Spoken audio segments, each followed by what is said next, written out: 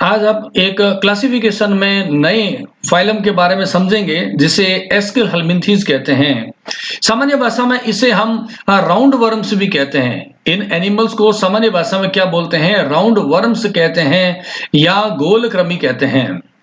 जैसा कि आप इस डायग्राम में देख पाएंगे, इनकी स्ट्रक्चर कैसी होती है। ये लंबे होते हैं, वर्म लाइक होते हैं, जिसको हम कृमि कहते हैं। और जब हम इसका ट्रांसफर सेक्शन को कट करते हैं तो यहाँ पर इनकी बॉडी ऐसे सर्कुलर दिखाई देती है, राउंडेड होती है, इसलिए इसे राउंड वर्म्स कहते हैं। तो समझते हैं एस्केल हेलमिंथीज के जनरल कैरेक्टर्स और उसके क्लासिफिकेशन के बारे में। तो सबसे पहले इसका हमें समझना चाहिए हिस्टोरिकल बैकग्राउंड्स। एस्केल हेलमिंथीज की स्टडी करने के लिए बहुत सारे साइंटिस्ट का कंट्रीब्यूशन रहा है। तो विज्ञान के क्षेत्र में हमें समझने के लिए सबसे पहले उन साइंटिस्ट के कंट्रीब्यूशन को समझते हैं। सर्वप्रथम देखिए, ये एस्केल हेलमिंथीज जो टर्म है वो देने वाले साइंटिस्ट थे गैगन बोर। 1859 में गैगन बोर ने इस एनिमल्स को आइडेंटिफाई किया और इसे कहा स्यूडोसिलोमेट्स। अभी मैं डिटेल में बताऊंगा कि इस स्यूडोसिलोमेट्स का मतलब क्या होता है। इनकी बॉडी अनसेगमेंटेड होती है, क्योंकि इसकी स्ट्रक्चर को आप देखेंगे ये ऐसे होते हैं, ऐसे ऐसे लंबे होते हैं और वर्म लाइक होते हैं, लेकिन इसमें सेगमेंट्स नहीं होते हैं। आपने अर्थवर्म के बारे में पढ़ा हुआ है कि अर्थवर्म का शरीर होता है, उसमें बहुत सारे ऐसे सेगमेंट्स होते हैं, लेकिन ये एनिमल्स कैसे होते हैं? अनसेगमेंटेड होते हैं। तो ये प्रमुख विशेषता होती है एस्केल हेलमिंथीज के एनिमल्स की। कौन कौन से दो कैरेक्टर? पहला हो गया स्यूडोसिलोमेट्स, दूसरा हो गया अनसेगमेंटेड बॉडी है।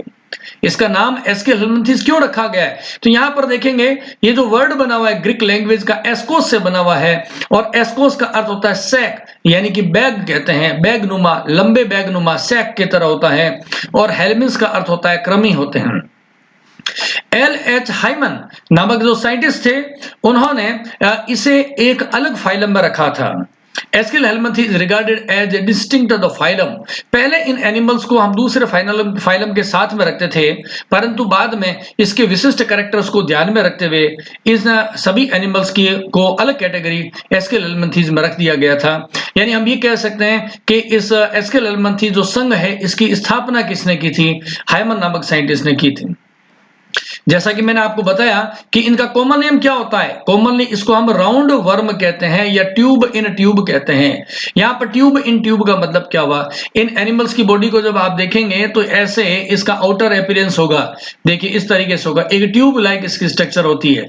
और इसी ट्यूब लाइक स्ट्रक्चर के अंदर जब आप इस ट्यूब लाइक स्ट्रक्चर के अंदर आप देखेंगे इसकी जो एलिमेंट्री कैनाल होती है वह भी एक पतली ट्यूब लाइक स्ट्रक्चर होती है। यानी कि इसकी बॉडी का जो अरेंजमेंट होता है उसे हम क्या बोलते हैं? इसे हम बोलते हैं ट्यूब इन ट्यूब अरेंजमेंट कहते हैं, बॉडी का अरेंजमेंट कहलाता है। अब देखिए सिमेट्री की बात, बाइलेटरल सिमेट्री होती है। बाइलेटरल सिमेट्री का अर्थ होता है द्विपार्श्व सममित। इस शब्द को समझने की जरूरत है। ये द्विपार्श्व सममिति क्या होती है? देखिए मैं आपको मानव का एक एग्जांपल लेता हूं, उससे आप इजीली समझ पाएंगे। तो देखिए जैसे मैं यहाँ पर बना देता हूं कि ये एक मानव है, एक सिंबॉलिक रूप से मैं मानव की संरचना को बना रहा हूं। इसको आप ध्यान से देखिएगा, यहाँ पर हमने बना दिया कि ये एक मानव है, यानी कि ह्यूमन बीइंग है। इस ह्यूमन बीइंग की बॉडी को मैं चाहता हूं कि दो बराबर सेगमेंट में इसको बाइसेक्ट कर दूं। तो आप क्या देखेंगे?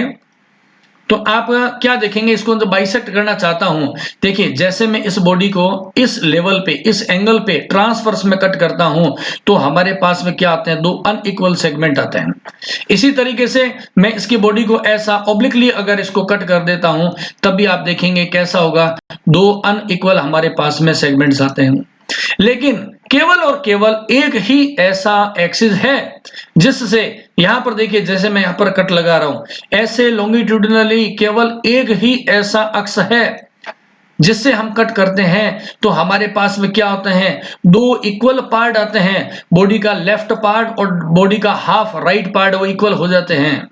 और आप जानते हैं कि बॉडी की जो लेटरल साइड होती है, मतलब हम कहेंगे साइड होती है, उन्हें क्या बोलते हैं? लेटरल बोलते हैं। यानी इस एंगल पे किसी एनिमल को जब हम बाइसेक्ट करेंगे तो इसकी दो लेटरल साइड सेपरेट हो जाएगी, एक ये लेफ्ट वाली और दूसरी राइट वाली। दो लेटरल साइड है तो हो गया बाइलेटरल सिमेट्रिकल, द्विपार्श्व सममित।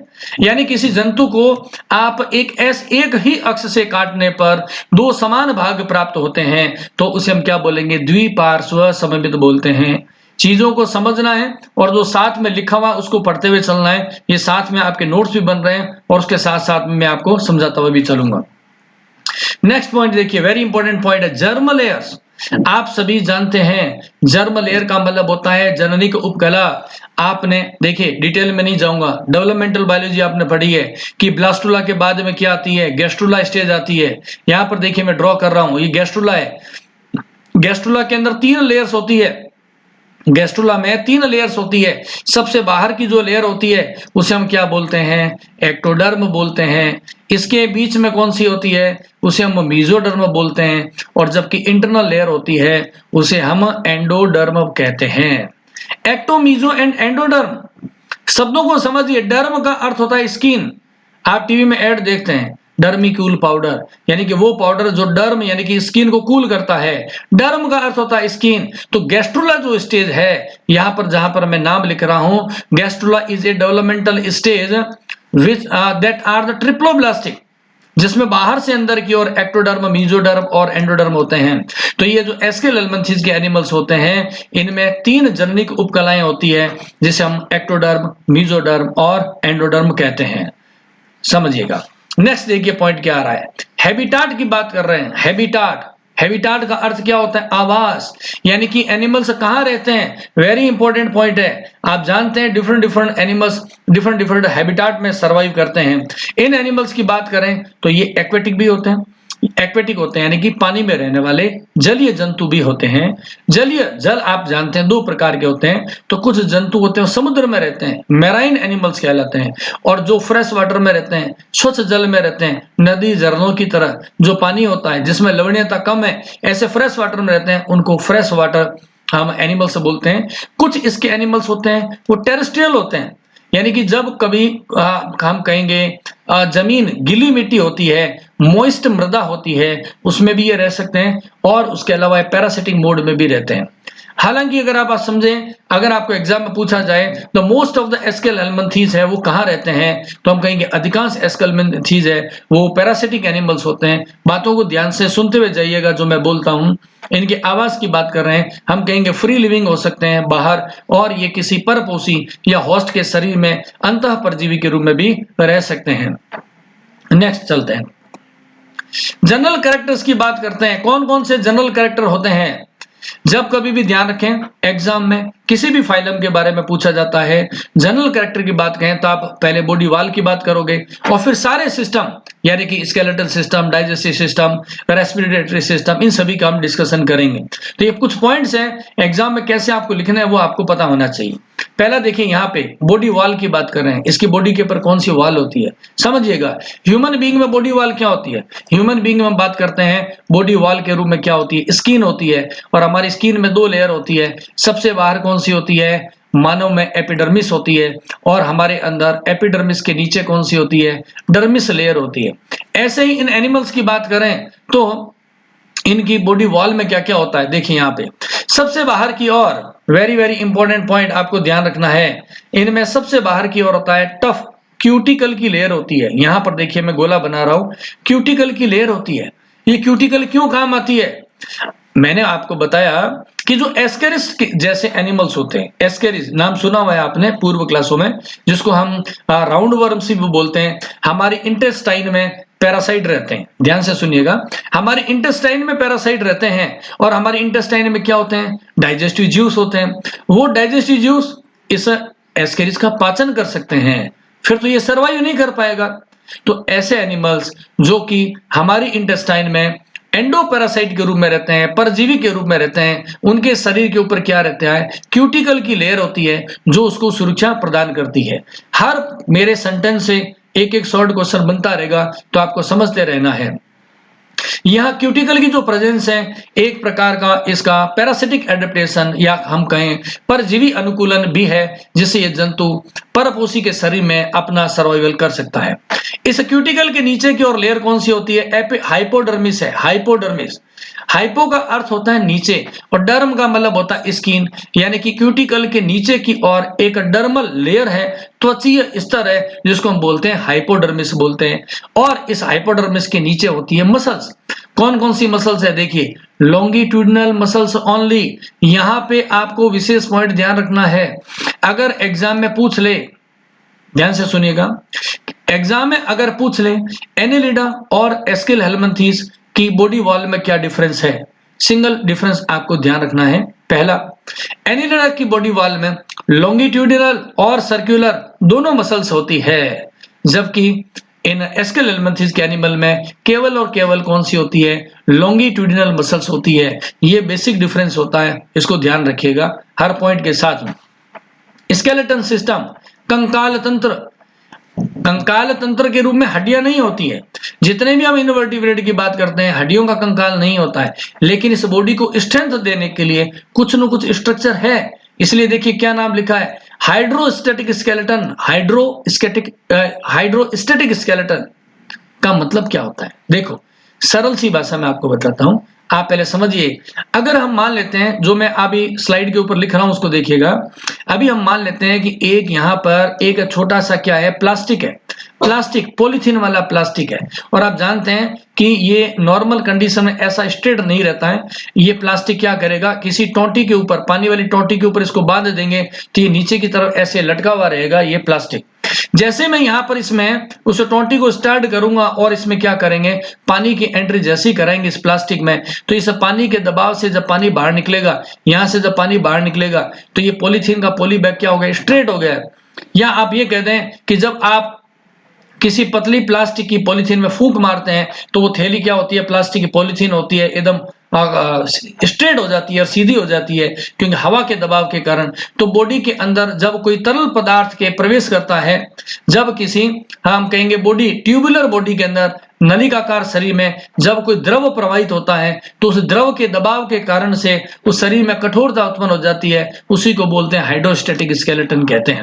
यही हाइड्रोस्टैटिक स्केलेटन है वो एनिलिडा के एनिमल्स में भी होता है, और हाइड्रोस्टैटिक स्केलेटन है वो एस्किल हेलमिंथेस में भी होता है। इस पॉइंट पे समानता है, एग्जाम में ऐसा भी क्वेश्चन आ सकता है। नेक्स्ट पॉइंट देखिए, डाइजेस्टिव सिस्टम, पाचन तंत्र। जो मैं बोल रहा हूं उसको स्लाइड पे आप देखेंगे और साथ साथ में बातों को सुनेंगे, और जो बातें सुन रहे हैं उसको कागज में नोट भी कर सकते हैं। हमने कहा डाइजेस्टिव सिस्टम क्या होता है, कंप्लीट होता है। पहली बात, डाइजेस्टिव सिस्टम क्या होता है, पाचन तंत्र। आहार नाल और संबंधित ग्रंथियों को हम पाचन तंत्र बोलते हैं। हमारी जो आहार नाल है, जिससे हम भोजन को लेते हैं, ग्रहण करते हैं, जिसमें भोजन का डाइजेशन होता है, उसे हम आहार नाल बोलते हैं। और उससे संबंधित ग्रंथियां, जैसे हम मानव की बात करें तो मानव के अंदर लीवर होता है और पेंक्रियास यानी यकृत और अग्नाशय पाचक ग्रंथियां होती है। तो इनको सम्मिलित रूप से यानी आहार नाल, यकृत और अग्नाशय, alimentary canal, liver and the pancreas, इन तीनों को सम्मिलित रूप से हम क्या बोलते हैं, हम बोलते हैं डाइजेस्टिव सिस्टम बोलते हैं। और जब हम कहें कि पाचन तंत्र कंप्लीट है, एलिमेंट्री कैनाल कंप्लीट है, इसका मतलब क्या हुआ, आप जानते हैं एलिमेंट्री कैनाल के दो पार्ट होते हैं, ऊपर माउथ होगा, नीचे की तरफ एनस होगा। अगर किसी एनिमल की एलिमेंट्री कैनाल में माउथ और एनस दोनों होते हैं तो ऐसी एलिमेंट्री कैनाल को हम कंप्लीट बोलते हैं। अगर किसी एलिमेंट्री कैनाल में केवल माउथ प्रेजेंट हो और एनस नहीं हो तो हम उसे इनकम्प्लीट बोलते हैं। ये बात है। तो हमने कहा इसमें एलिमेंट्री कैनाल कैसी होती है, कंप्लीट होती है, यानी आगे की तरफ इसमें क्या होता है, आप देखिए यहाँ पर मैंने स्क्रीन पे क्या लिखा है, माउथ होता है, और बैक साइड में क्या होता है, posteriorly open to the anus, गुदा जिसे कहते हैं, जहां से एक्सक्रीटरी मटेरियल यानी कि फिकस को, मल पदार्थ को त्यागा जाता है। सर्कुलेटरी सिस्टम की बात करते हैं, हम लिखा सर्कुलेटरी सिस्टम, इसमें क्या होगा, एब्सेंट होता है। परिसंचरण तंत्र, हमारे समान हृदय, रक्त वाहिनियां, ब्लड वेसल्स नहीं होती है, परिसंचरण की इनको आवश्यकता ही नहीं है, परिसंचरण तंत्र इसमें एब्सेंट होता है। परिसंचरण तंत्र क्या होता है, इसमें एब्सेंट रहता है। और उसके बाद में बात कर रहे हैं रेस्पिरेटरी सिस्टम, रेस्पिरेटरी सिस्टम भी क्या होगा, इसमें एब्सेंट होगा। अब आप कहेंगे इसमें श्वसन तंत्र अनुपस्थित क्यों है, ध्यान से सोचो और समझो। यह एनिमल कहां रहता है, यह एनिमल मानव की यानी एनिमल्स की आहार नाल का परजीवी है, एलिमेंट्री कैनाल के अंदर रहता है। अब आप सोचें, क्या आहार नाल के अंदर ऑक्सीजन होती है क्या, नहीं होती। जब पाचन तंत्र के अंदर ऑक्सीजन का प्रवाह नहीं होता है तो इसलिए इनमें एनएरोबिक रेस्पिरेशन होता है, तंत्र की आवश्यकता नहीं है, श्वसन तंत्र है ही नहीं। इसका गैसेस एक्सचेंज कहां होगा, बॉडी की सरफेस से विसरण डिफ्यूजन के द्वारा होता है, जिसमें एनर्जी कंज्यूम नहीं होती है। आप जानते हैं कि विसरण कैसा है, एक इनएक्टिव प्रोसेस होता है। अब यहां पर देखें इस फिगर के अंदर इस एस्केरिस को बना रखा है। सबसे आगे की ओर क्या है, माउथ है, और माउथ के सबसे एंड में देखो इस एनिमल में क्या लिखा मैंने, एनस होता है। माउथ के बाद में वो सारे पार्ट होंगे, जैसे बक्कल कैविटी, यहाँ पर देखिए मैं गोला बनाता हुआ जा रहा हूँ, फेरिंग्स होती है, उसके बाद में क्या यहाँ पर इंटेस्टाइन भी है, ठीक है ना। तो ये पूरी कंप्लीट एलिमेंट्री कैनाल है, माउथ से लेके और एनस तक एक्सटेंडेड रहती है। ध्यान से समझिएगा, जल्दबाजी नहीं करनी है, वीडियो कंफर्म है लंबा होगा, क्योंकि आप इसमें एस्केल हेलमिंथेस के कैरेक्टर्स को हम समझेंगे, फिर एस्केल हेलमिंथेस के क्लासिफिकेशन को, और फिर इंपॉर्टेंट जो एनिमल्स हैं उनके एग्जांपल को भी समझेंगे। नेक्स्ट पॉइंट देखिए, एक्सक्रीशन, उत्सर्जन कैसे होता है इन एनिमल्स में। Important point, renette cells MCQs में आता है। देखिए एमसीक्यूज में अगर पूछे आर्थ्रोपोडा में उत्सर्जन कैसे होता है, हम कहेंगे मेलपीजियन ट्यूब्यूल से। एनेलिडा में उत्सर्जन किससे होता है, तो हम कहते हैं नेफ्रिडिया से। प्लेटियलमंथीज में किससे होता है, फ्लेम सेल से। तो ये शॉर्ट में ध्यान रखना है। एस्केल एलमंथीज में उत्सर्जन किससे होता है, एक्सक्रीशन रेनेट सेल्स से होता है, और एक्सक्रीटरी कैनाल्स होती है, और ये अमोनिया, मोस्टली अमोनिया का उत्सर्जन करते हैं, और कुछ होते हैं वो यूरिया का भी उत्सर्जन करते हैं। यहाँ पर आप देखें राइट साइड में जो मैंने फिगर बना रखा है, ये एक एस्केरिज है। यहाँ पर देखिए मैं गोला बना रहा हूं, ये वाला पार्ट क्या है, एक्सक्रीटरी पोर्ट है। शरीर के अग्रभाग के अंदर एक छेद है जिसे बोलते हैं एक्सक्रीटरी पोर बोलते हैं। उत्सर्जी छिद्र है, उत्सर्जी पदार्थों को इससे रिलीज किया जाता है। अब ये जो एक्सक्रीटरी पोर बनाया हुआ है, यहां से देखिए जूम आउट करके, यहां पर देखें जूम आउट करके हमने रेनेट सेल को बना रखा है। ये वाली जो कोशिका है इसे क्या बोलते हैं, रेनेट सेल बोलते हैं। रेनेट सेल में आप देखें मैं पॉइंट बनाता जा रहा हूं, यहां पर इसमें क्या होते हैं, न्यूक्लियस होते हैं। न्यूक्लियस के साथ साथ में देखें यहां पर बैक साइड में जहां मैं एरो का निशान लगा रहा हूं, एक लेफ्ट साइड में और दूसरी राइट साइड के अंदर ये ट्यूब लाइक स्ट्रक्चर जा रही है, इसे हम बोलते हैं लॉन्गिट्यूडिनल एक्सक्रीटरी कैनाल कहते हैं। लॉन्गिट्यूडिनल एक्सक्रीटरी कैनाल कहते हैं। इसी न्यूक्लियस के आगे की ओर देखो मैं एरो लगा रहा हूं, यहां पर एंटीरियर कैनाल होती है जो बॉडी के अग्रभाग से उत्सर्जी पदार्थों को कलेक्ट करती है। इसी तरीके से यहां पर लेफ्ट के अंदर भी क्या है, एक एक्सक्रीटरी कैनाल है। अगर सिंपल लैंग्वेज में कहूं तो आप देखें इसकी स्ट्रक्चर ऐसे है, लगभग एच के समान है, लगभग ऐसे बनी हुई है, एच के समान है। ये एक सिंप्लीफाइड स्ट्रक्चर हो गया। ये एंटीरियर लॉन्गिट्यूडिनल कैनाल, ये पोस्टीरियर लॉन्गिट्यूडिनल कैनाल। इसी तरीके से राइट में भी एंटीरियर और पोस्टीरियर लॉन्गिट्यूडिनल कैनाल होती है। इस सेल लाइक स्ट्रक्चर को हम क्या बोलते हैं, रेनेट सेल्स बोलते हैं। बहुत इंपॉर्टेंट टॉपिक्स हैं, सारे ध्यान से समझना है। आपको लग रहा होगा कि थोड़ा स्पीड से बोल रहे हैं, आप वीडियो को अपने हिसाब से उसकी स्पीड को कम ज्यादा कर सकते हैं। अगर आपको थोड़ा फास्ट पढ़ना हो तो वीडियो की सेटिंग में जाके स्पीड को बढ़ा लें, और अगर आपको स्लो में सुनना है तो भी वहां पर स्पीड को कम कर सकते हैं। नर्वस सिस्टम, तंत्रिका तंत्र कैसा होता है, देखिए नर्वस सिस्टम में क्या लिखा है, कंपोज्ड ऑफ सर्कमफेरेंजियल नर्व रिंग। सर्कमफेरेंजियल नाम खुद बता रहा है। पहली बात, ब्रेन नहीं होता है, ब्रेन की पोजीशन पे क्या होती है, नर्व रिंग होती है। समझ गए, ब्रेन नहीं होता है, ब्रेन की पोजीशन पे क्या होती है, नर्व रिंग होती है। कैसे, यहां पर मैं आपको एक स्ट्रक्चर बना के समझा देता हूं। यहां पर मान लेते हैं कि ये एनिमल है, और इस एनिमल की क्या है, ये एलिमेंट्री कैनाल है, आहार नाल है, ये वाली है इस एनिमल की आहार नाल है। और इस आहार नाल की जो फेरिंग्स है, यहां पर एक रिंग होती है जिसको हम क्या बोलते हैं, नर्व रिंग कहते हैं। फेरिंग्स के चारों ओर नर्व रिंग है, इसलिए नाम रखा है सर्कमफेरेंजियल नर्व रिंग कहते हैं। और उसके बाद में क्या निकले रहते हैं, साइड के अंदर निकले रहते हैं, नर्व कोड से निकले रहते हैं। तो यही बात हमने इसमें नर्व सिस्टम में लिखी है कि ब्रेन एब्सेंट होता है, nerve ring is present in place of the nerve ring is present in place of the brain. Sense organ, sense organ कौन कौन से हैं, देखिए आंख जैसे सेंस ऑर्गन तो इसमें नहीं होंगे क्योंकि ये है एंडोपैरासाइट। एलिमेंट्री कैनाल जैसे ऑर्गन्स में एंडोपैरासाइट के रूप में रहेंगे, तो इनको प्रकाश को देखने की आवश्यकता नहीं है। लेकिन अपने वातावरण के केमिकल्स की टेस्टिंग करने के लिए कीमो रिसेप्टर्स ऑर्गन्स होते हैं, रासायनिक पदार्थों की संवेदनाओं को ग्रहण करते हैं। ध्यान से सुनना भी है, यहां पर देखो पॉइंट में क्या लिखा है। नंबर 1 लिखा है सेंसरी पेपिला, संवेदी पेपिला इसके अंदर होती है, संवेदी पेपिला। ओके, उसके बाद में देखें यहां पर क्या लिख रहा हूं, एम्फिड्स। ये हर पॉइंट तो शॉर्ट क्वेश्चन बना रहा है। एम्फिड, एम्फिड का काम क्या होता है, ये होते हैं कीमो रिसेप्टर्स ऑर्गन्स होते हैं। शॉर्ट क्वेश्चंस में पूछा जा सकता है कि एम्फिड्स किस प्रकार के संवेदी अंग हैं। ऑप्शन में आ गया रसायन संवेदी, कीमो रिसेप्टर, थिग्मो रिसेप्टर, ऐसे पूछ लेते हैं। तो आपको ध्यान रखना है ये रसायन संवेदी होते हैं, कीमो रिसेप्टर होते हैं। बॉडी में ये कहाँ होते हैं, ये यहाँ पर आप नीचे की तरफ देखेंगे, ये वाला जो नीचे स्टेबल के नीचे जो फिगर बना रखा है, गोल सा बना रखा है, ये हम कहेंगे एस्करिस के माउथ का है, आगे का इंटीरियर पार्ट है।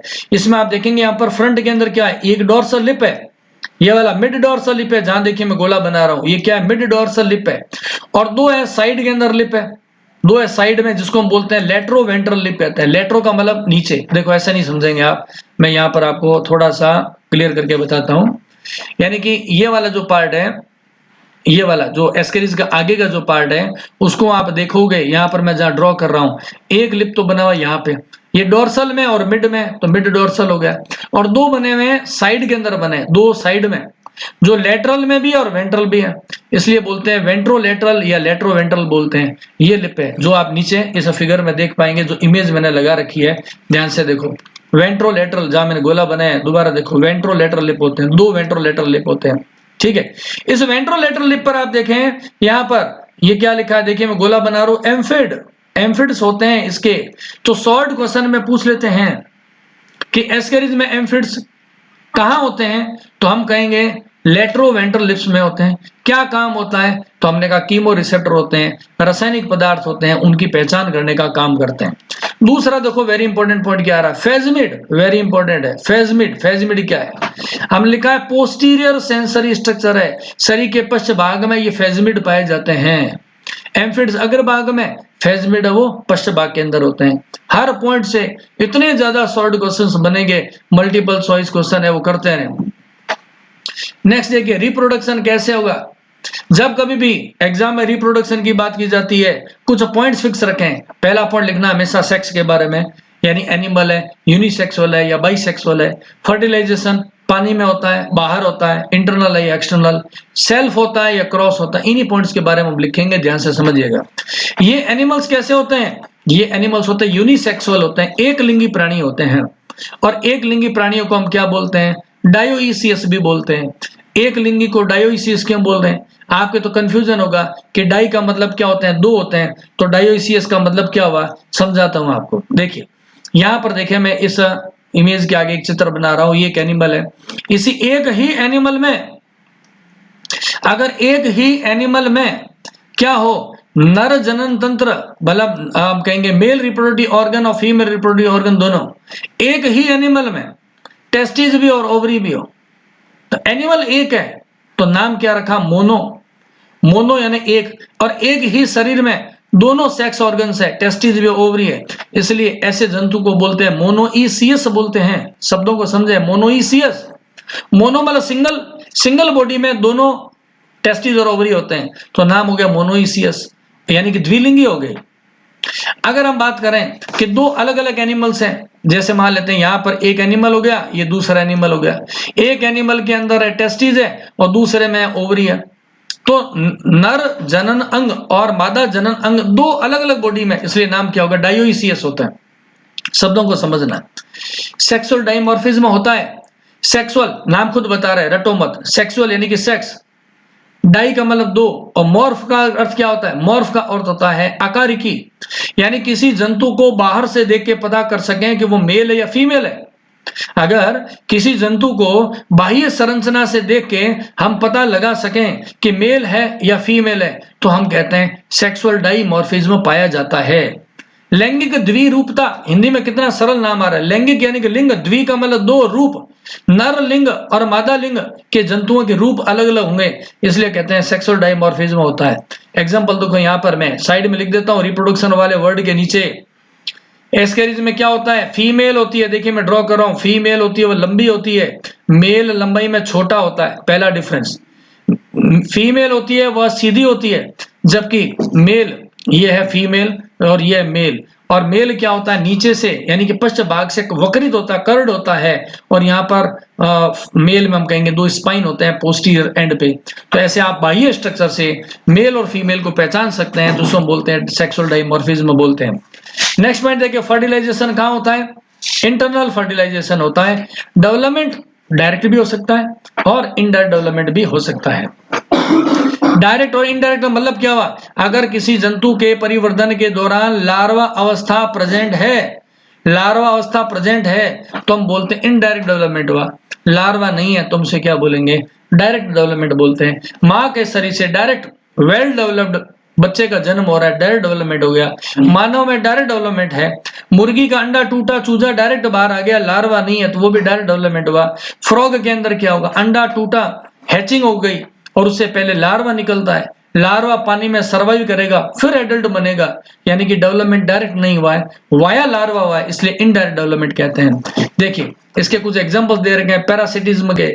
एस्केरिस लुम्ब्रिकोइड्स, जिसको सामान्य भाषा में एस्केरिस इतने से नाम से जानते हैं, वो एंडोपैरासाइट होता है।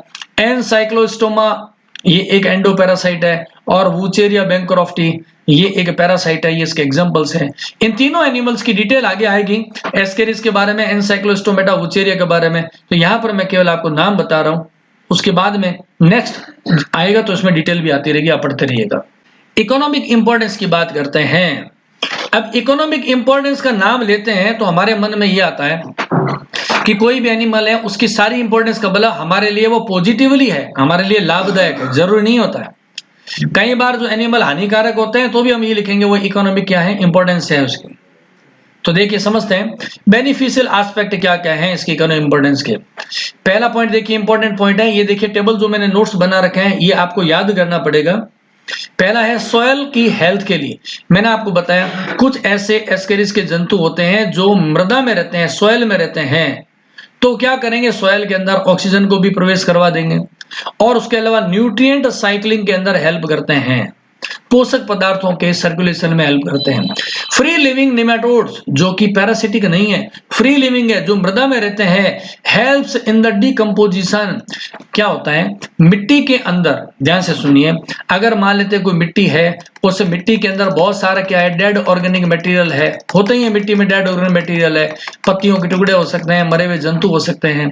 इसके अंदर जब ये निमेटोडा के जंतु आ जाते हैं तो वो क्या कर देते हैं, उसका विघटन कर देते हैं, उन डेड ऑर्गेनिक मटेरियल का क्या कर देते हैं, हम कहेंगे डिकम्पोजिशन कर देते हैं। उससे क्या होगा, इस मृदा के अंदर न्यूट्रिएंट्स है वो बढ़ जाते हैं। तो ये वेरी इंपॉर्टेंट कैरेक्टर है। बायोलॉजिकल इंडिकेटर, एनवायरमेंट में कोई भी चेंजेस हो रही है, एनवायरमेंट में अगर पोल्यूशन हो रहा है तो आप उस एनवायरमेंट में निमेटोड्स की पॉपुलेशन को मेजर करके पोल्यूशन के बारे में पता कर सकते हैं। देखिए लिखा हुआ है the some nematodes serve as indicator of the soil fertility और द पोल्यूशन, पोल्यूशन और सॉइल के फर्टिलिटी का इंडिकेटर है।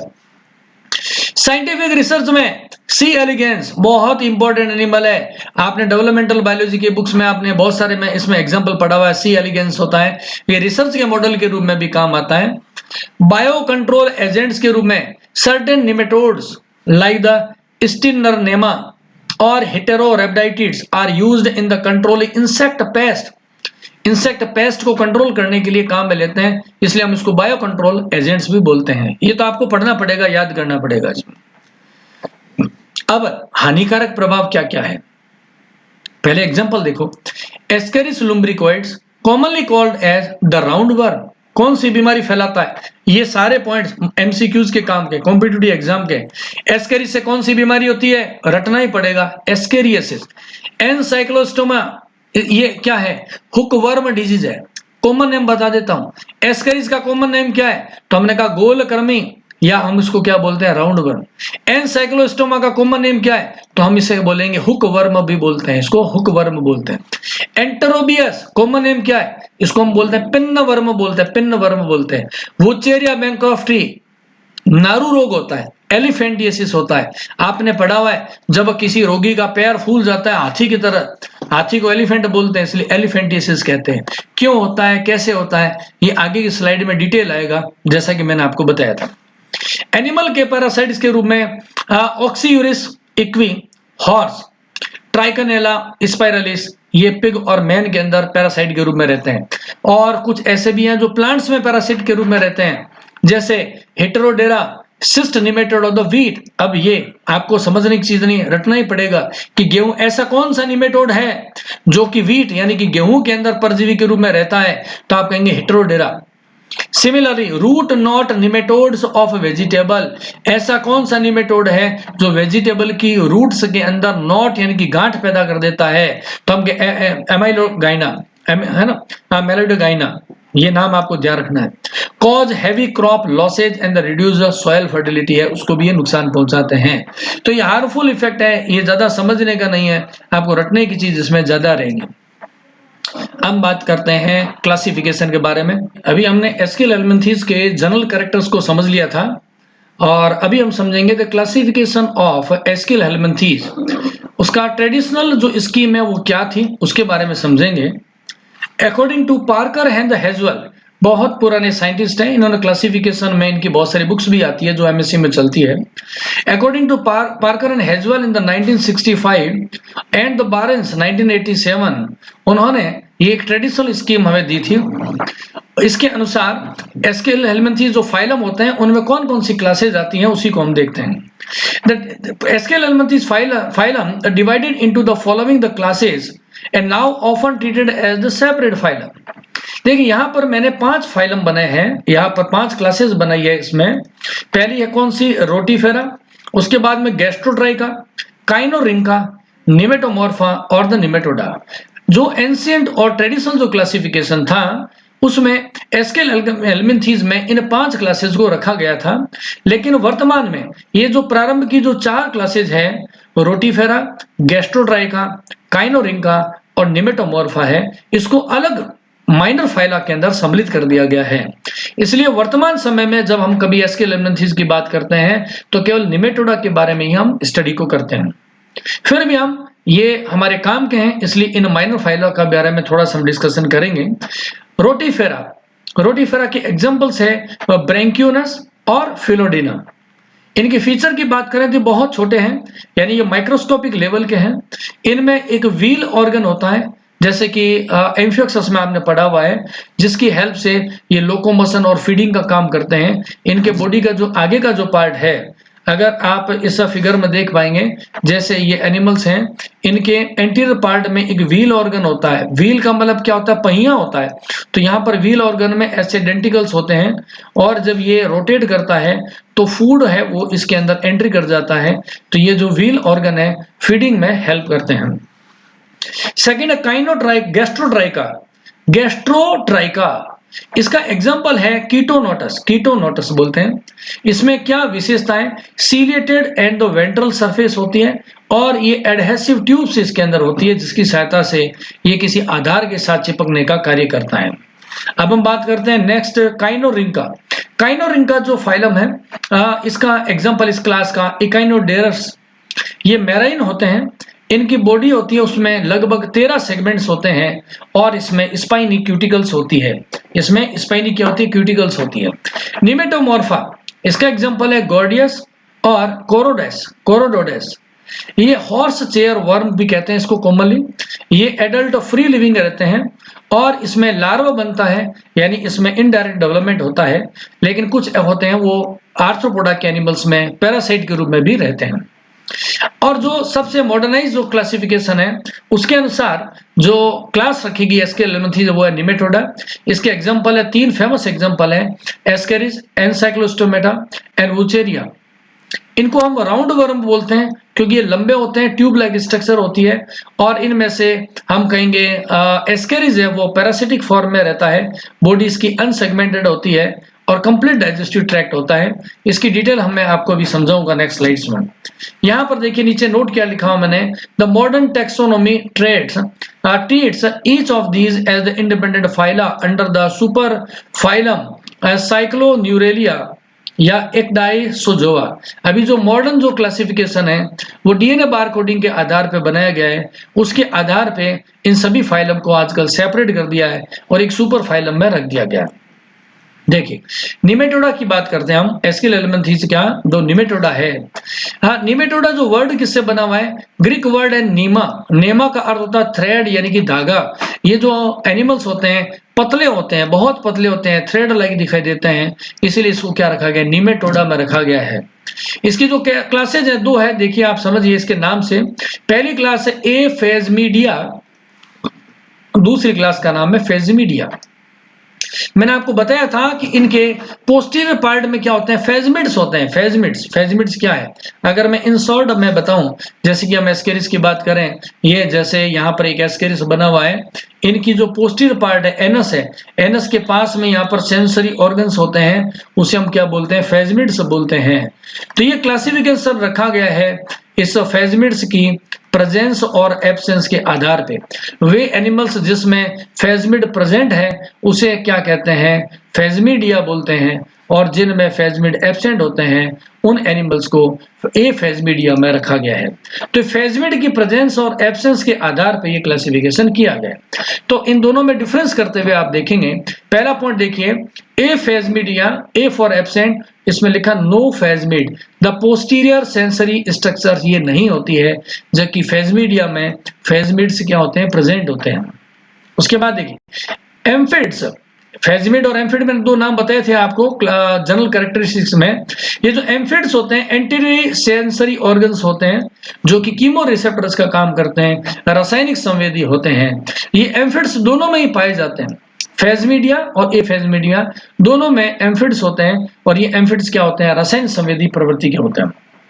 अब अगर हम बात करें ए फेजमिडिया की, तो ये मोस्टली क्या होते हैं, फ्री लिविंग एनिमल्स होते हैं, फ्री लिविंग्स है, मैराइन वाटर में रहते हैं या फ्रेश वाटर में भी रहते हैं, और बहुत कम है जो कि पैरासिटिक मोड में होते हैं।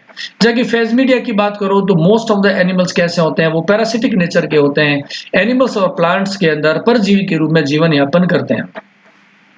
एक्सक्रीटरी सिस्टम इज सिंपल और the absent in the a Phasmidia इसके अंदर, और जबकि हम फेजमिडिया की बात करें वेल डेवलप्ड एक्सक्रीटरी सिस्टम होता है, ट्यूबुलर टाइप का इसमें हम कहेंगे एक्सक्रीटरी सिस्टम होता है। अब नेक्स्ट पॉइंट देखिए, एग्जांपल्स की बात करें, क्योंकि एमसीक्यूज में एग्जांपल्स है वो बहुत इंपॉर्टेंट हो जाते हैं। पहला ट्राइक्यूरस ट्राइक्यूरा, इसको विप वर्म कहते हैं। विप का अर्थ क्या होता है, चाबुक होता है। जैसे घोड़े को दौड़ाने के लिए घुड़सवार एक लकड़ी के आगे लेदर का या डोरी बंधी रहती है, चाबुक बोलते हैं, ये चाबुक के समान दिखाई देते हैं, इसलिए इसे विप वर्म बोलते हैं। साइंटिफिक नेम है ट्राइक्यूरिस ट्राइक्यूरा। उसके अलावा ट्राइकिनेला स्पाइरलिस, इसको ट्राइकिना वर्म बोलते हैं, और एनोप्लस होता है, इसको मैराइन निमेटोड्स बोलते हैं। जबकि फेजमिडिया की बात करें तो very important parasitic Ascaris lumbricoides, Enterobius, Ancylostoma और वुचेरिया बैंक्रॉफ्टी, और इनके कॉमन नेम है वो आपको याद करने पड़ेंगे। जैसे एस्करिस होता है उसको हम राउंड वर्म बोलते हैं, एंटेरोबियस होता है उसको हम पिन वर्म बोलते हैं, एनसाइक्लोस्टोमा को हुक वर्म, और वुचेरिया बैंक्रॉफ्टी को फिलेरियल वर्म कहते हैं। ये वेरी इंपॉर्टेंट इसके कहेंगे कॉमन एग्जांपल्स हैं। अदर रिप्रेजेंटेटिव ऑर्डर्स की बात करें इनके, ये क्लास के अंदर ऑर्डर, तो देखिए आप इनोप्लिडा, एनोप्लिडा, ये मैराइन होते हैं, और इसमें एम्फिड्स होते हैं वो पॉकेट शेप्ड होते हैं। उसके अलावा ट्राइकोसिफेलिडा, ये विप लाइक होते हैं, जबकि डोरलेमिडा है वो फ्री लिविंग होते हैं। अगर हम बात करें फेजमिडिया की तो वेरी इंपॉर्टेंट इसके ऑर्डर्स है रेब्डिटिडा।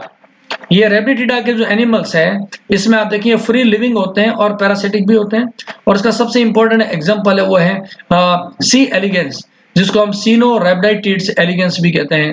डेवलपमेंटल बायोलॉजी और हम कहेंगे जेनेटिक्स की स्टडी में इसको एनिमल मॉडल के रूप में काम में लेते हैं, जो इसको इंपॉर्टेंट बनाता है। उसके अलावा एस्केरिडिडा, ये इंटेस्टाइनल पैरासाइट होता है। उसके अलावा ऑक्सीयूरिडा, इसको हम पिन वर्म भी बोलते हैं, और स्ट्रोंगलिडा, इसको हुक वर्म बोलते हैं, या एनसाइक्लोस्टोमेटा कहते हैं। ये इसके क्लासिफिकेशन है। तो एग्जाम में आप क्या करें, इसको दो तरीके से लिख सकते हैं। आप ऐसा भी लिख सकते हैं, पहले आपने लिखा एस्केलेल्मंथीज, फिर इसमें हमने डाला निमेटोडा, निमेटोडा के अंदर आपने लिख दिया ए फेजमिडा और फेजमिडा, फिर ए फेजमिडा के अंदर आप इसके 3 ऑर्डर लिख दिए। ऐसा भी क्लासिफिकेशन को लिख सकते हैं। अब देखिए मॉडर्न क्लासिफिकेशन है वो क्या कहता है। The modern classification is based on the molecular analysis, यानी कि डीएनए बार कोडिंग के द्वारा जो हम कहेंगे क्लासिफिकेशन या आइडेंटिफिकेशन ऑफ एनिमल किया जाता है उसे हम बोलते हैं मॉलिक्यूलर एनालिसिस। इस मॉलिक्यूलर एनालिसिस में हम क्या करते हैं, हम जानते हैं कि माइटोकॉन्ड्रिया के अंदर क्या होता है, माइटोकॉन्ड्रिया में डीएनए होता है, उस माइटोकॉन्ड्रियल डीएनए में सीक्वेंस का एनालिसिस कर लेते हैं, उससे हम किसी प्रजाति की पहचान कर सकते हैं। तो this classification better reflects the evolutionary relationship होता है amongst द निमेटोड्स। ये जो एनिमल्स होते हैं इनके हम कहेंगे कैसे इवोल्यूशन हुआ, ओरिजिन कैसा है, उसके रिलेशनशिप के लिए भी हमें वैसे भी मॉलिक्यूलर एनालिसिस करना आवश्यक होता है। तो मॉडर्न टेक्निक के अकॉर्डिंग इसमें दो क्लासेस रख सकते हैं, एनोप्लिया और क्रोमेडोरिया, है ना। जैसे जो ए फेजमिडिया थे उसी का नाम रखा गया एनोप्लिया, और फेजमिडा इसका नाम रखा गया है क्रोमेडोरिया कहते हैं। अगर सब ऑर्डर की बात करें तो इसमें आएगा एनोप्लिया, इसमें ए फेजमिडम आएगा एनोप्लिया, और ट्राइकिनेला, ये इसके दो ऑर्डर है। एग्जांपल है एनोप्लस और ट्राइकिनेला होते हैं। और एनिमल्स की नेचर की बात करें तो ये फ्री लिविंग्स होते हैं, एम्फिड्स इसके अंदर प्रेजेंट होते हैं, फेजमिड इसमें एब्सेंट होते हैं। और फेजमिडिया यानी कि क्रोमेडोरिया की बात करें तो रेबडाइटिस हुआ, स्पाइरूरिया और उसके अलावा टाइलेंसिया आते हैं। ये इसके ऑर्डर्स है, ये हम कहते हैं हम सुपर ऑर्डर या सब क्लासेज है। एनिमल्स में एस्केरिस वुचेरिया और मेलेडोगाइना जो कि प्लांट्स के अंदर ट्यूमर जनरेट करता है, ये सब कुछ पैरासाइट्स होते हैं जो इसमें रखे गए हैं। इकोनॉमिक इंपॉर्टेंस को हमें पढ़ना जरूरी होता है किसी भी फाइलम को पढ़ने के लिए। तो ह्यूमन पैरासाइट की बात करो तो एस्केरिजोआ, एंटेरोबियस और वोचेरिया, ये तीनों ही एनिमल है मानव में परजीवी के रूप में विभिन्न प्रकार की बीमारियों को फैलाते हैं। जबकि प्लांट पैरासाइट की बात करूं तो मेलाइडोगाइना और उसके अलावा हेटेरोडेरा है, ये प्लांट्स में पैरासाइट के रूप में अपना जीवन यापन करते हैं। मॉडल ऑर्गेनिज्म की बात करें तो मैंने बताया सी एलिगेंस है, वो जेनेटिक्स और डेवलपमेंटल बायोलॉजी की स्टडी में बहुत काम आता है। और सॉइल इकोलॉजी की बात करें तो बहुत सारे मैंने बताया आपको पहले से ही जनरल कैरेक्टर ऑफ एस्केल एल्मंथीज में कि ये एनिमल्स मॉइस्ट सॉइल में रहते हैं, नरम मृदा में रहते हैं, और हम कहेंगे डेड ऑर्गेनिक मटेरियल्स होते हैं उसके डिकम्पोजिशन को करते हैं, जिससे न्यूट्रिएंट्स है वो मृदा के अंदर बढ़ जाते हैं। ये इसकी इकोनॉमी की इंपॉर्टेंस होती है। ये बहुत सारे कुछ एग्जांपल्स हैं जो वेरी इंपॉर्टेंट है। ये टेबल मैंने आपको इस हिसाब से इसको डिजाइन बनाया गया है ताकि आपको एग्जाम में जब पढ़ना हो तो डायरेक्ट इसको याद करते हुए रहेंगे। मैं नाम बताता हूँ, एस्केरिस लुम्ब्रिकोइड्स, इसको कॉमनली कहते हैं हम राउंड वर्म बोलते हैं, और इंटेस्टाइन का पैरासाइट है। हर पॉइंट से एक एमसीक्यूज बनेगा, इसीलिए मैं इसको रीड आउट ही कर रहा हूँ। एंटेरोबियस, एंटेरोबियस का कॉमन नेम क्या है? पिनवर्म होता है। ये एक एमसीक्यू में क्वेश्चन आता है।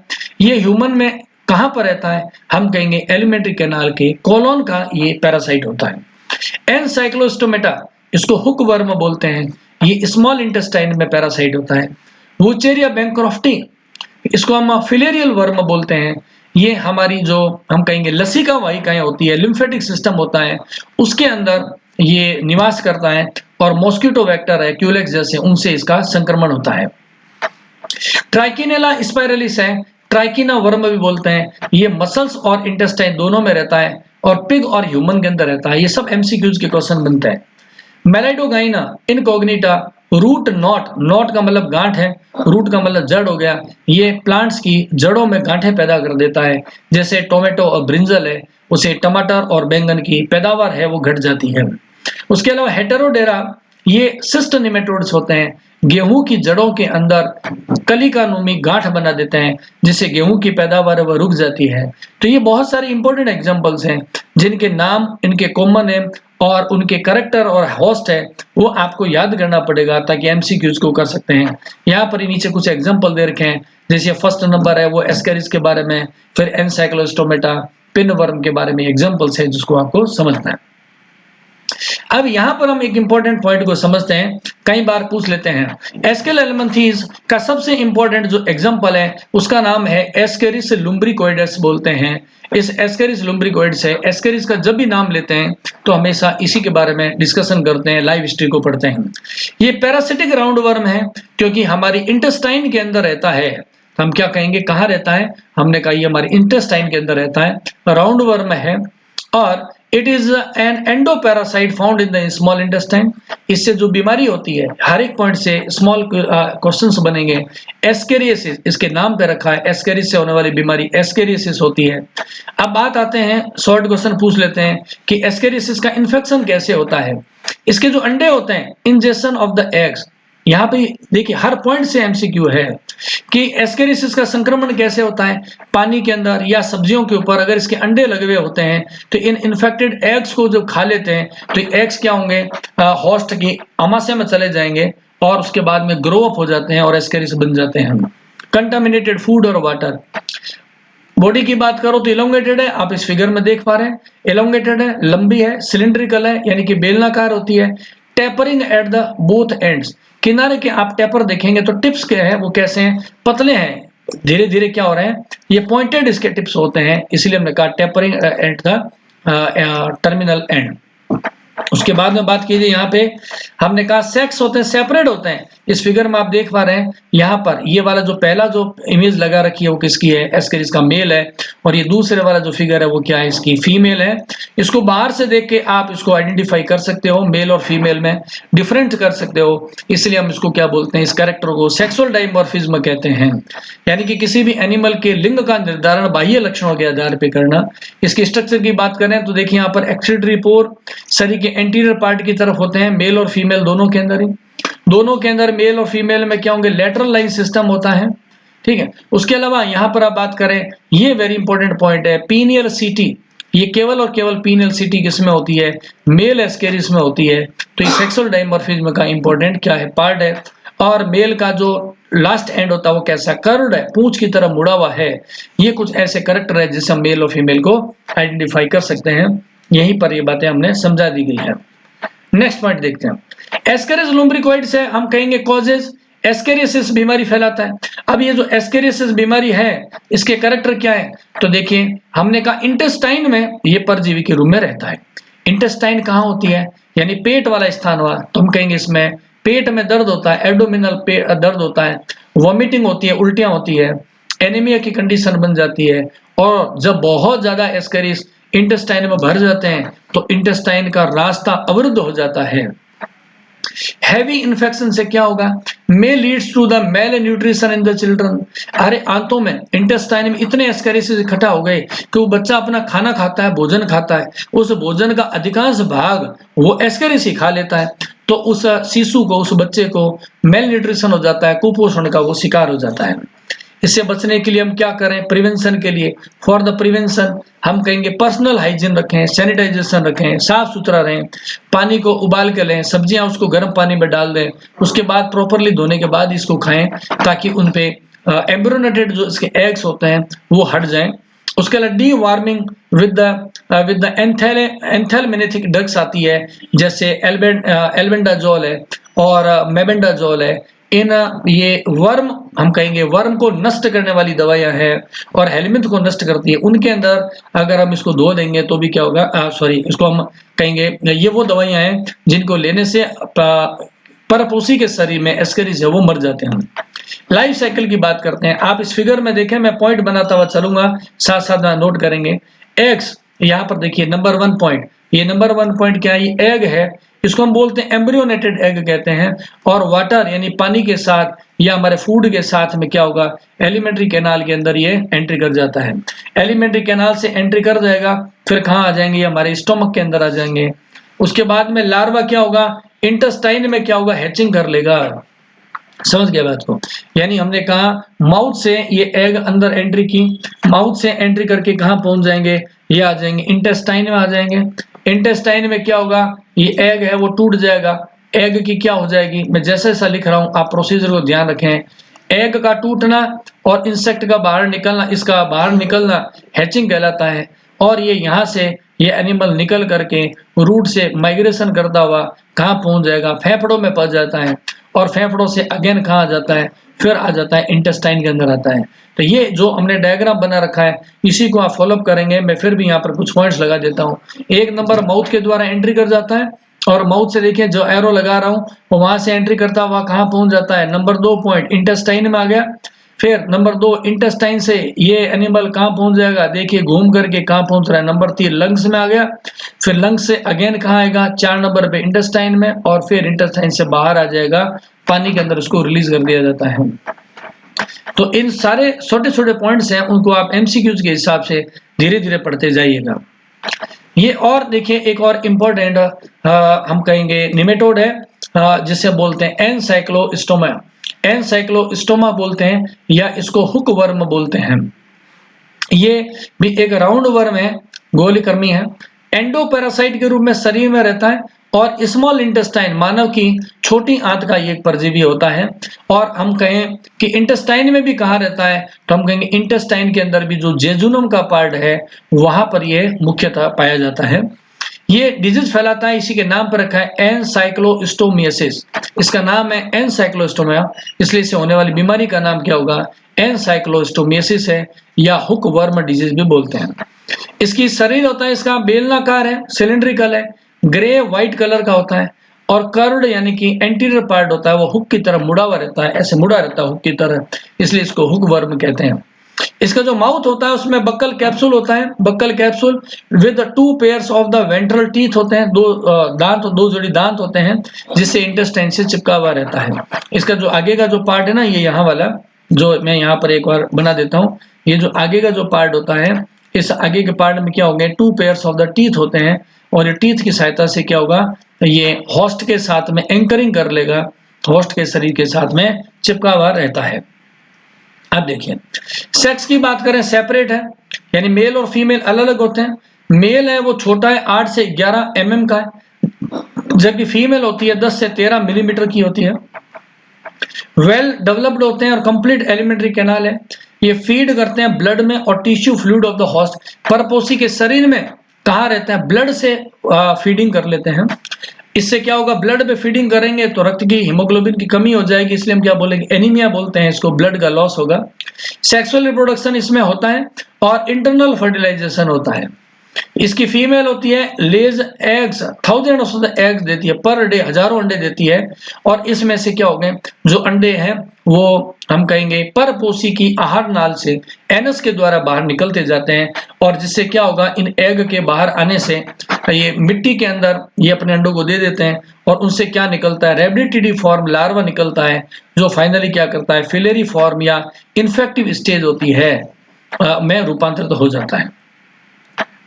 अब यहाँ पर देखिए ये क्या करता है, कॉज हुकवर्म डिजीज और एनीमिया कर देता है। सिम्टम बात करें, थकान होती है, फैटिग होता है, और उसके अलावा वीकनेस आती है बॉडी के अंदर है, और ग्रोथ होती है वो उस बच्चे की जिसमें ये है ज्यादा है तो ग्रोथ रुक जाती है बच्चों में।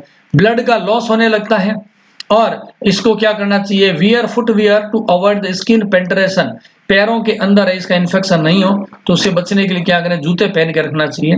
मेंटेन सैनिटेशन, साफ सुथरा रहे हाइजीन के साथ में, और हम कहेंगे एल्बेंडाजोल जैसी जो मेडिसिन है उसको लेना चाहिए, उससे निमेटोड से वो डेड हो जाते हैं। लाइफ साइकिल की बात करें तो देखें वेरी इंपॉर्टेंट है, एग इन द फीकस यानी कि मलमूत्र मल के अंदर जो इसके अंडे होते हैं वो इनकी इन्फेक्टिव स्टेज होती है, वो क्या करती है, वो अंडे हैच कर लेते हैं या सॉइल के अंदर, यानी कि अंडे के टूटने से उसे इन्फेक्टिव स्टेज है वो बाहर की तरफ निकलती है।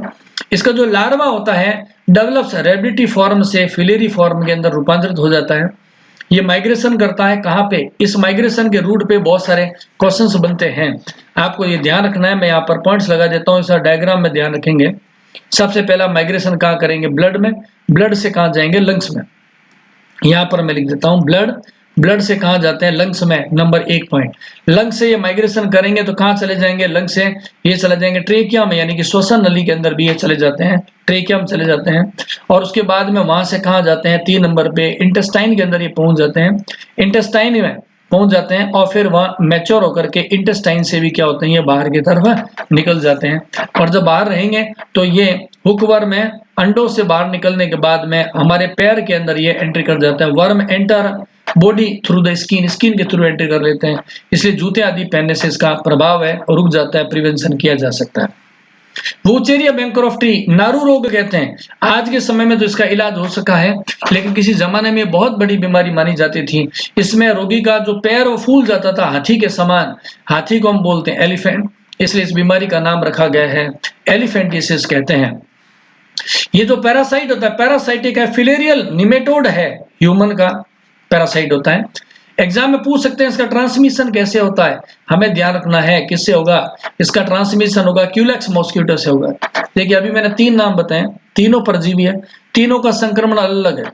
एस्केरिस का पानी के कंटामिनेशन से होता है, एनसाइक्लोस्टोमेटा मिट्टी में इसके इन्फेक्टिव स्टेज होती है, पैर की स्किन से एंट्री कर जाते हैं। एलिफेंटिसिस किससे होगा, क्यूलेक्स मॉस्किटो से ये फैलता है। ये तीनों में डिफरेंस आपको ध्यान रखना है। डिजीज का नाम फाइलेरियसिस या हम एलिफेंटियसिस कहते हैं, इसका पिक्चर में भी आप देख पाएंगे। इसका जो एडल्ट वर्म होता है वो हमारे लिम्फेटिक वेसल्स में रहता है, लसिका वाहिकाओं के अंदर रहता है, और लिम्फ नोड होती है, मानव की लिम्फ नोड में जाकर के ये जम जाते हैं। लिम्फ नोड में लिम्फ के लसिका के परिवहन को रोक देते हैं, जिससे पैर फूल जाता है। माइक्रोफिलेरियाई, इसकी जो लार्वल स्टेज है, पूछ सकते हैं कि वोचेरिया बैंक्रॉफ्टी है, इसके लार्वा का नाम क्या है, हम कहेंगे माइक्रोफिलेरी।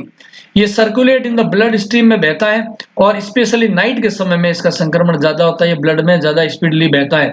यहाँ पर आप नीचे जो पिक्चर लगा रखी है उस इमेज में आप देखो, ये फिलेरी वर्म है, मैं गोला बना देता हूँ ये वाला, और ये ब्लड के अंदर क्या है, यहाँ पे ब्लड के साथ रात के समय में स्पेशली ये माइग्रेशन करता है और ब्लड के द्वारा ही बॉडी के अलग अलग पार्ट में पहुंच जाता है। बॉडी कैसी होती है इसकी, हम कहेंगे लंबी है, सिलेंडर है, बेलनाकार है और ट्रांसल्यूसेंट व्हाइट है, कांच की तरह पारदर्शी दिखाई देता है। मेल होते हैं छोटे होते हैं, फीमेल बड़ी होती है, लगभग 10 सेंटीमीटर लॉन्ग होती है, स्ट्रेट बॉडी होती है। सेक्सेस की बात करें तो यूनिसेक्सुअल होते हैं, डायोइसियस है ना, यूनिसेक्सुअल होते हैं। कॉज्ड बाय द ब्लॉकेज और लिम्फेटिक वेसल से, इनके प्रभाव से एडल्ट के अंदर क्या होगा, लसिका वाहिकाएं हैं वो अवरुद्ध हो जाती है, लसिका का परिवहन नहीं हो पाएगा और पैर वो फूल जाता है। लिम्फेटिक इन्फ्लेमेशन, लसिका वाहिकाओं में सूजन आ जाती है, जिसको अपने लिम्फेंगाइटिस बोलते हैं। और उसके अलावा एक्यूमुलेशन ऑफ द लिम्फ हो गया, उससे पैर फूल जाता है, लिम्फोडेमा कहते हैं लेग के अंदर, स्क्रोटम के अंदर और ब्रेस्ट के अंदर ये लिम्फ का ब्लॉकेज हो जाता है। इसमें इस कंडीशन में रोगी की जो स्किन होती है वो मोटी हो जाती है, टिश्यूज होते हैं, टिश्यूज और स्किन के मोटे होने से पैर होता है वो एलिफेंट के समान हो जाता है।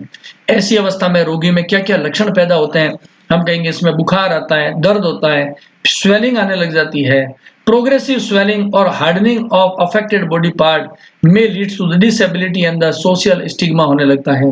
ये कुछ बीमारियां हैं जो कि हम कहेंगे निमेटोडा के एनिमल्स के द्वारा होती है, उसको आप ध्यान से समझना है। हर छोटे पॉइंट से एमसीक्यूज बनते हैं तो उसको आपको पढ़ना पड़ेगा और कुछ हद तक मैं कहूँ तो रटना भी पड़ेगा। वोचेरिया बैंक्रॉफ्टी है, इसके लाइफ साइकिल की बात करते हैं।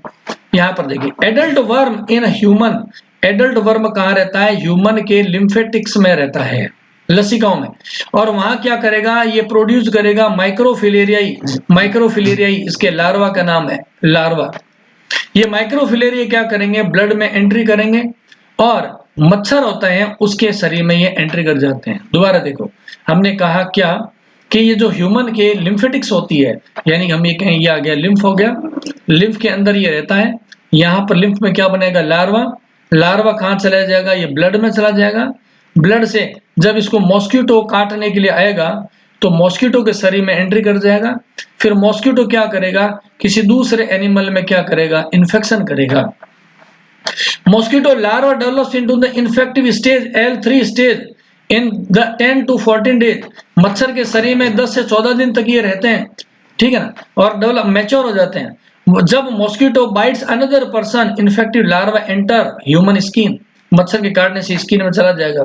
Larva migrate into the lymphatic vessels, लसिका वाहिकाओं में ये क्या करेंगे, संचरण कर लेंगे, वहां मैच्योर होंगे एडल्ट के अंदर और अपना जीवन चक्र पूरा करके। और जैसा आप इस पिक्चर में देख पा रहे हैं, पैर इतना मोटा हो जाता है, इतना मोटा हाथी के समान, इसीलिए एलिफेंटियसिस नाम रखा गया है।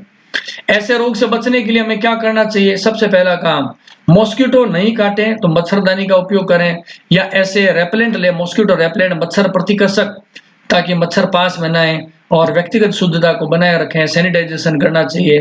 मॉस्किटो कि जहां भी हम कहेंगे इसके प्रजनन जगह है वहां पर उसको डेड कर देना चाहिए, और ड्रग एडमिनिस्ट्रेशन करना चाहिए, जैसे कि डाई इथाइल कार्बाजिन और एल्बेंडाजोल कॉम्बिनेशन की थेरेपी है, इसका ट्रीटमेंट देंगे तो हम इस रोग का उपचार कर सकते हैं। वर्तमान समय में तो ये रोग इतना महामारी के रूप में नहीं है, लेकिन किसी जमाने में, पूर्व समय में बहुत बड़ी बीमारी के रूप में इनको माना जाता था। हम इवोल्यूशनरी सिग्निफिकेंस की बात कर लेते हैं कि निमेटोडा का जब इवोल्यूशन हुआ उससे क्या हमें फायदा मिला, उद्विकास से क्या लाभ मिला। देखिए, स्यूडोसिलोम का फॉर्मेशन वेरी इंपॉर्टेंट पॉइंट है। इन एनिमल्स में स्यूडोसिलोम बनी थी।